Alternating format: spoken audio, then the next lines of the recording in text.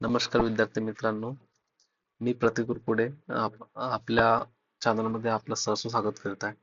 तर आज महाराष्ट्र घटक सेवा संयुक्त पूर्व परीक्षा 2025 ची परीक्षा पार पडली आहे. त्यामध्ये पॉलिटीचे प्रश्नांचे संभाव्य उत्तरे आपण या व्हिडिओद्वारे बघणार. तर पहिला प्रश्न आहे, कोणत्या परिशिष्टामध्ये भारताच्या अधिकृत भाषांची यादी आहे? यामध्ये ऑप्शन्स आहेत 5वा परिशिष्ट, 8वा परिशिष्ट, 10वा परिशिष्ट, 9वा परिशिष्ट. आपण अभ्यास करताना बघतोच की त्यामध्ये याचं उत्तर हे 8वा परिशिष्ट हे आहे. आपण परिशिष्टांची यादी बघूया, ज्यामध्ये 5व्या परिशिष्टाने विचारलं होतं. 5व्यामध्ये अनुसूचित क्षेत्रे व अनुसूचित जनजाती यांचे प्रशासन व नियंत्रण यावर तरतुदी आहे. 6व्या अनुसूचीमध्ये आसाम, मेघालय, त्रिपुरा, मिझोराम या राज्यातील जनजाती क्षेत्रांच्या प्रशासनाबाबत तरतुदी आहेत. 8व्या अनुसूचीमध्ये भाषा आहे आणि 9व्या अनुसूचीमध्ये विवेक्षित अधिनियम व विनिमय विधिग्राह्य करणे याबाबत आहे. तर हा असा पहिला प्रश्न होता. दुसरा प्रश्न, केंद्र सरकारने 44व्या घटना दुरुस्तीद्वारे रिकामी जागा संविधानाच्या 3ऱ्या भागातून म्हणजेच मूलभूत हक्काच्या यातून वगळला. म्हणजे कोणता हक्क त्यांनी वगळला असं म्हणताय? आपल्याला माहिती आहे समतेचा हक्क, याचं उत्तर आहे संपत्तीचा हक्क. समतेचा हक्क आहे आर्टिकल 14 ते 18. स्वातंत्र्याचा हक्क 19 ते 22. संपत्तीचा हक्क हा वगळलाय. धार्मिक स्वातंत्र्य 25 ते 28. सेम ह्याच्याच संदर्भात प्रश्न ह्याच परीक्षेत परत समोर आला, तो आपण पुढे बघूया. याचा उत्तर संपत्तीचा हक्क हा आहे. यामध्ये समानतेचा हक्क आर्टिकल 14 ते 18, स्वातंत्र्याचा हक्क 19 ते 22, शोषणाचा हक्क 23 ते 24.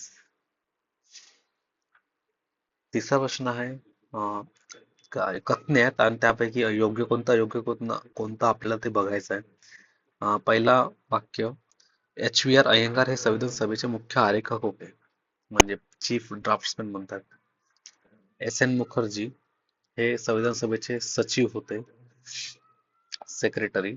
आणि प्रेम बिहारी नारायण रायजादा हे संविधानाचे सुलेखनकार होते, कॅलिग्राफ म्हणजे जे कॅलिग्राफी करतात आपल्या संविधानामध्ये, ते प्रेम बिहारी नारायण रायजादा हे होते असं यांचं म्हणणं आहे. तर आपण अभ्यास करताना बघितलंय की दोन वाक्य हे इंटरचेंज करून त्यांनी दिलेले आहेत. HVR अय्यंगार HVR अय्यंगार हे सचिव होते व SN मुखर्जी हे चीफ ड्राफ्ट्समॅन होते. तर हे दोन वाक्य इंटरलिंक करून त्यांनी दिले आहेत, त्यामुळे अ व ब हे चुकीचं आहे. अ व ब हे चुकीचं आहे, त्यामुळे उत्तर क्रमांक 1 येईल व क हे बरोबर आहे. प्रेम बिहारी नारायण रायजादा, प्रेम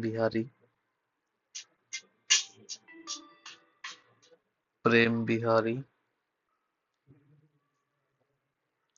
कॅलिग्राफेड बाय प्रेम बिहारी नारायण रायजादा. हा, तर ह्या एकाच पेज मधून हे लक्ष्मीकांतच्या पुस्तकातील त्यांनी प्रश्न काढलेला आहे, जे आपण इतर कोणत्याही सामान्य बुक मध्ये वाचतच असतो. सगळ्यांना उत्तर येणं अपेक्षित आहे. पुढील प्रश्न, त्यामध्ये पहिला विधान हे आहे की सामान्य विधेयक हे मंत्राद्वारे किंवा खाजगीद्वारे मांडले जाऊ शकते, जे बरोबर आहे. दुसरं, धन विधेयक हे मंत्राद्वारे किंवा खाजगी सदस्याद्वारे मांडले जाऊ शकते, जे चूक आहे. धन विधेयक हे फक्त मंत्राद्वारे मांडले जाते, खाजगी विधेयक मांडले जाऊ शकत नाही. त्यामुळं योग्य कथन हे फक्त विधान उत्तर पर्याय क्रमांक 1 हे असणार आहे. लक्ष्मीकांत बघूया आपण. ऑर्डिनरी बिल आहे, तर हु कॅन इंट्रोड्यूस आयदर मिनिस्टर और प्रायव्हेट मेंबर, म्हणजे खाजगी सदस्य पण मांडू शकतो सामान्य विधेयक, पण मनी विधेयक फक्त ओनली मंत्रीच मांडू शकतो. पुढील प्रश्नाकडे जाऊया. बलवंतराय मेहता समिती च्या योग्य शिफारशी ओळखा. 75चा टॉपिक आहे. त्यामध्ये बलवंतराय मेहता समिती तिच्याबद्दल प्रश्न विचारले आहेत. ग्रामपंचायत प्रत्यक्ष निवडून आलेल्या प्रतिनिधीसह स्थापन करावी, जे वाक्य बरोबर आहे. पंचायत समिती आणि जिल्हा परिषद प्रत्यक्ष निवडून आलेले प्रतिनिधीसह स्थापन होईल. हे विधान चूक आहे. जिल्हाधिकारी जिल्हा परिषद अध्यक्ष असावेत, हे विधान बरोबर आहे. तर बलवंतराय मेहता समितीने म्हटलं होतं की अं, हे तीन तीन स्तरीय पंचायत राज असेल. सगळ्यात खालच्या स्तरावर ग्रामपंचायत असेल, दुसऱ्याच्या पंचायत समिती असेल आणि तिसऱ्याच्या जिल्हा परिषद असेल. तर इथले जे इलेक्शन आहेत, इथले जे प्रतिनिधी ते प्रत्यक्ष डायरेक्ट निवडून येतील लोकांमधून, व जिल्हा परिषद पंचायत समितीतील सदस्य हे अप्रत्यक्ष निवडून येतील. अप्रत्यक्ष निवडून येतील जिल्हा परिषद व पंचायत समिती या स्तरावर. त्यामुळं हा जो वाक्य आहे हा चुकीचा आहे. पंचायत समिती जिल्हा परिषद प्रत्यक्ष निवडून आलेले प्रतिनिधी स्थापन करावी, हे विधान चूक आहे. त्यामुळे योग्य अ व क हे उत्तर असणार आहे. पर्याय क्रमांक 3 याचं उत्तर आहे 56. त्यामध्ये आपण लक्ष्मीकांत मध्ये बघूया. लक्ष्मीकांत म्हटलंय 3 टायर पंचायत राज सिस्टीम असेल. त्यामध्ये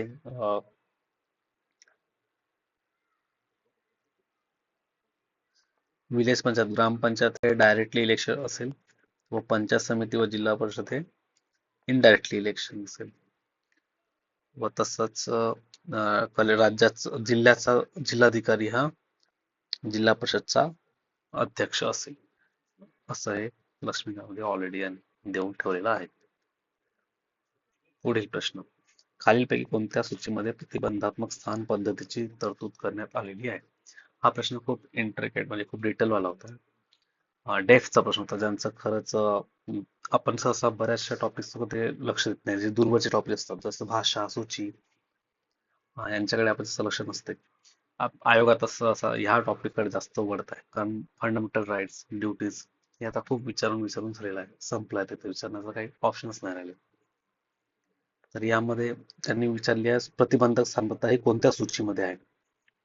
तर आपण लक्ष्मीकांत बघूया, ते कॉन्करंट लिस्ट मध्ये पण आहे. प्रतिबंधात्मक सूची प्रिव्हेंटेड डिटेन्शन,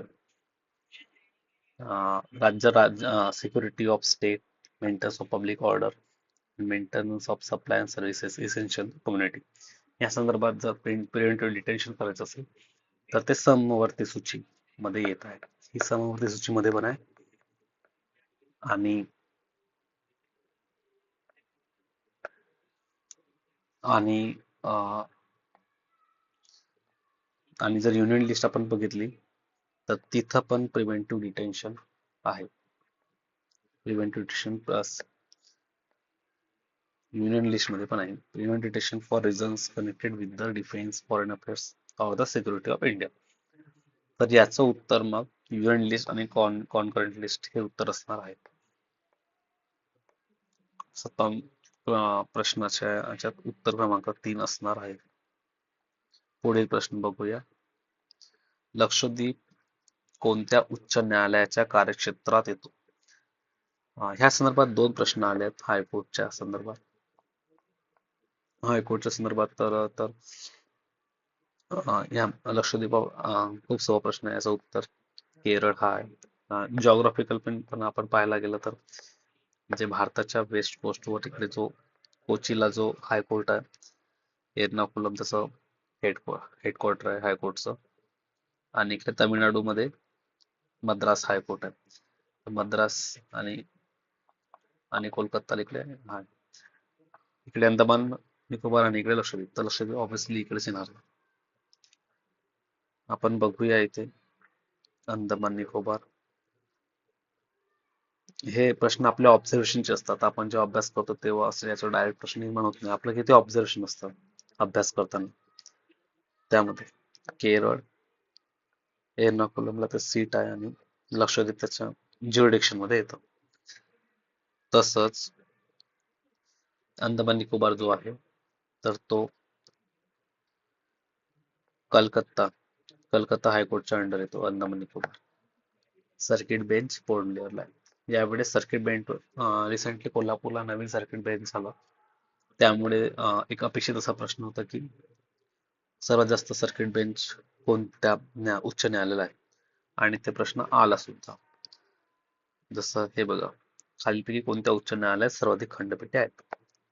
तर सर्वाधिक खंडपीठे हे बॉम्बे हायकोर्टला आहेत. करंट बेस हा पॉलिटीमध्ये प्रश्न आला. आपण बघूया सर्वात जास्त कुठे कुठे होते.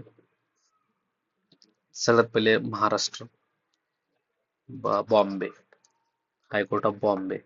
त्यामध्ये नागपूरला बेंच आहे, पणजीला बेंच आहे, छत्रपती संभाजीनगरला बेंच आहे, आणि आणि आता कोल्हापूरला बेंच झालं. म्हणजे हे टोटल झाले 4. सेम आपण त्याच्या खालोखाल बघितलं तर गुवाहाटी, त्यामध्ये कोहिमाला बेंच आहे, आयझॉलला बेंच आहे, इटानगरला. इथं 3 बेंच आहेत. मुख्य मुख्य सोडून अदर जे बेंचेस आहेत ते सर्किट फिरती न्यायालय ते 3 आहेत, त्याच्यानंतर 3. अशा प्रकारे आपल्याला ऑप्शन्स मध्ये मध्य प्रदेश होतो. मध्य प्रदेशच्या जबलपूरला मुख्य आहे, आणि ग्वालियर आणि इंदोरला सर्किट बेंचेस आहेत. याच्यानंतर त्याचं उत्तर 1, पर्याय क्रमांक 1 असणार आहे. 60. नेक्स्ट प्रश्न बघूया आपण. हे आपण अगोदर बघितलं. या सोप्या कॅटेगरीचा हा प्रश्न आपण म्हणता येईल. कोणती जोडी बरोबर जुळत नाही? चुकीची जोडीचा विचारले. समानतेचा अधिकार आर्टिकल 14 ते 18 बरोबर आहे. धार्मिक स्वतंत्रता 25 ते 28 बरोबर आहे. सांस्कृतिक व शैक्षणिक अधिकार 29 बरोबर आहे. शोषणाविरुद्धचा अधिकार हा 20 ते 22 नाही, हा स्वातंत्र्याचा अधिकार, स्वातंत्र्याचा अधिकार यामध्ये येतो.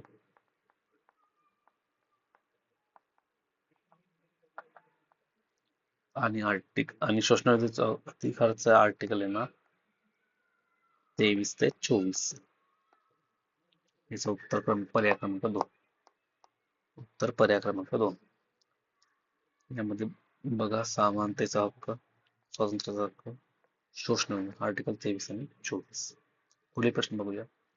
भारतीय कोणते विधान सत्य नाही? भारतीय राज्यघटनेच्या अंमलबजावणीची तारीख 26 नोव्हेंबर 1949 ही आहे. ही अंमलबजावणीची नाही, तर ही स्वीकृतीची तारीख आहे.